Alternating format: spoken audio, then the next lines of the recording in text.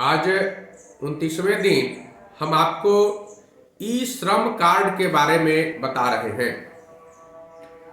ई श्रम कार्ड का अर्थ होता है इंटरनेट से बनाया हुआ श्रम कार्ड, जो मजदूरों के लिए बनाया जाता है। ये होता क्या है, तो मैं आपको बता दूं कि पूरे देश में कितना मजदूर है, क्या आप इसकी गिनती कर सकते हैं? आपको मालूम है कि कितने मजदूर हैं देश में? और जब आपको यह मालूम ही नहीं है कि मजदूर कितने हैं, तो फिर मजदूरों के हित के लिए, मजदूरों के फायदे के लिए कानून कैसे बनेगा? कितना रुपया अलॉटमेंट किया जाए इस साल मजदूरों के फायदे के लिए, यह कैसे पता चलेगा? तो इसकी जानकारी तभी होगी जब मजदूरों की गिनती कर ली जाए या उनका पंजीयन कर लिया जाए, उनका पंजीकरण कर लिया जाए, उनको निबंधित कर लिया जाए। और इससे यह भी पता चलेगा कि कितने मजदूर किस विभाग में कार्यरत हैं, कितने राजमिस्त्री हैं, कितने लेबर हैं, कितने ऑटोमोबाइल सेक्टर में काम करते हैं, या फिर कितने अकुशल मजदूर हैं जो मिट्टी ढोने काटने का कार्य करते हैं, कितने लोग धुनाई का काम करते हैं, कितने लोग साइकिल का पंचर बनाते हैं, कितने लोग रिक्शा चलाते हैं। तो ये सारे मजदूर हैं, लेकिन इन मजदूरों की गिनती अलग अलग कैटेगरी वाइज कैसे किया जाए, तो इसके लिए सरकार ने एक पोर्टल बनाया। एक पोर्टल सरकार ने बनाया, एक वेबसाइट लॉन्च किया जिसका नाम है eShram.gov.in। eShram eShram.gov.in। तो इस वेबसाइट पर जाकर कोई भी व्यक्ति जो मजदूर है वह अपना पंजीकरण करा सकता है। पंजीकरण करने वाली जो संस्था है वह भारत सरकार का श्रम एवं रोजगार मंत्रालय है। जैसे ही आप इस पर निबंधित अपने आप को करेंगे, पंजीकरण कराने के बाद एक कार्ड आपको मिलेगा, प्रिंट कर लीजिएगा, तो उसका नाम है ई श्रम कार्ड। भविष्य में आपको बड़े फायदे होंगे इससे। या फिर आप अगर प्रतिनिधि हैं जनता के, तो आप जनता को इसके लिए प्रेरित कर सकते हैं, जनता को बता सकते हैं कि आप यह कार्य कराइए, आपको भविष्य में फायदा होगा। आखिर आप प्रतिनिधि क्यों हैं? किस लिए? जनता को अच्छी बात बताने के लिए, जनता का विकास हो इसके लिए, जनता की भलाई हो, जनता को लाभ पहुंचे, इसी के लिए ना। तो अच्छी बातों को जनता को बताइए, उनसे रूबरू कराइए, अच्छी बातों से उनको अवगत कराइए, ताकि उनको भी कहीं ना कहीं लाभ मिल सके। तो भारत सरकार जो है, भारत सरकार का श्रम एवं रोजगार मंत्रालय ई श्रम पोर्टल बनाया है, जिसमें भारतीय श्रमिकों को निबंधित किया जा रहा है, ताकि भविष्य में जो भी कानून या जो भी लाभ की बात सोची जाए मजदूरों के लिए, वह सीधे मजदूरों को फायदा मिले। राष्ट्रीय स्तर पर यह योजना बनाई गई है और इस परियोजना का संचालन पूरे देश स्तर पर किया जा रहा है। भारत के निवासी कहीं से भी और इस पोर्टल पर जाकर अपना पंजीकरण करा सकते हैं। आवेदन की पूरी प्रक्रिया ऑनलाइन है और इसका ऑफिशियल वेबसाइट, जैसा मैंने पहले बताया था, eShram.gov.in है।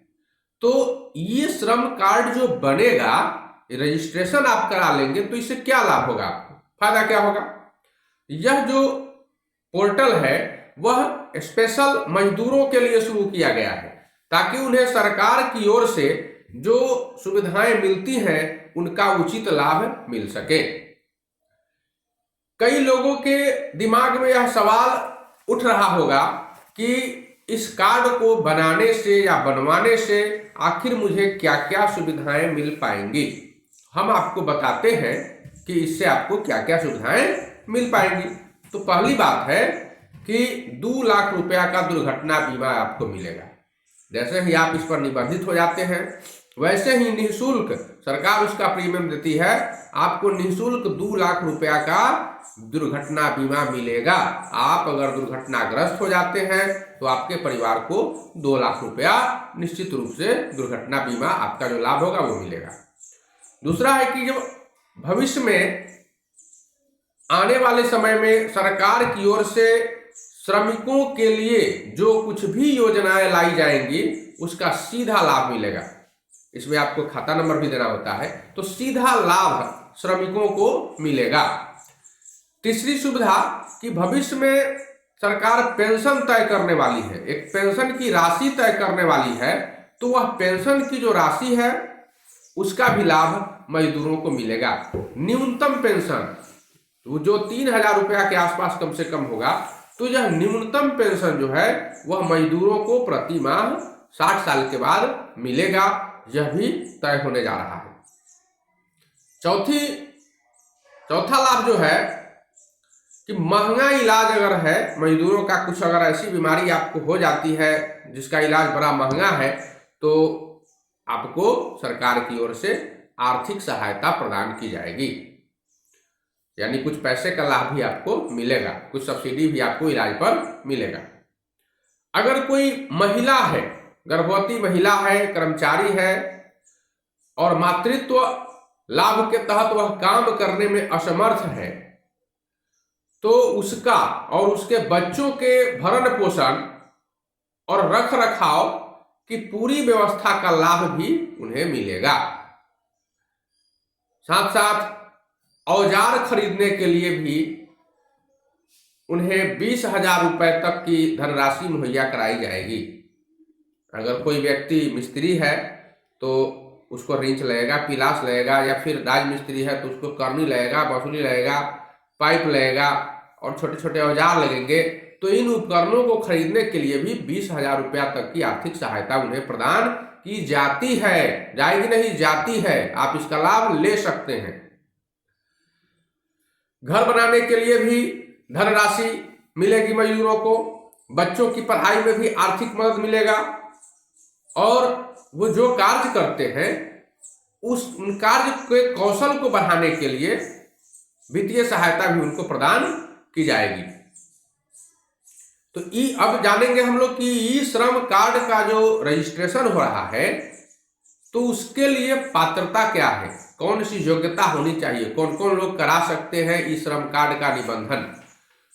तो वैसे लोग जो भारत के निवासी हैं, भारतीय हैं और ई श्रम कार्ड में पंजीकरण की पात्रता या योग्यता रखते हैं, जैसे 18 से 59 वर्ष के बीच उनकी आयु होनी चाहिए, भारत के निवासी हों और उनके पास आधार कार्ड, पैन कार्ड हो, तो वो लोग इसमें पंजीकरण करा सकते हैं। पंजीकरण कराने के लिए कुछ दस्तावेज भी चाहिए, कुछ कागजात चाहिए। तो कौन कौन से कागज चाहिए पंजीकरण कराने के लिए?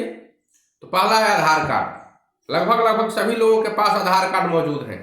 तो Aadhaar card, PAN card, passport size एक फोटो, मोबाइल नंबर और बैंक का खाता, इतना चीज आपको रखने होंगे। 5 चीजों को आपको रखना होगा जब आप रजिस्ट्रेशन कराएंगे या करने बैठेंगे। मोबाइल से भी आप कर सकते हैं बैठकर, तो घर से मोबाइल से भी कर सकते हैं, और इन चीजों को जो अपलोड करना है फोटो खींचकर आप अपलोड कर सकते हैं। तो ये 5 चीजें आपके पास हो, Aadhaar card, PAN card, passport size photo, mobile number और बैंक खाता।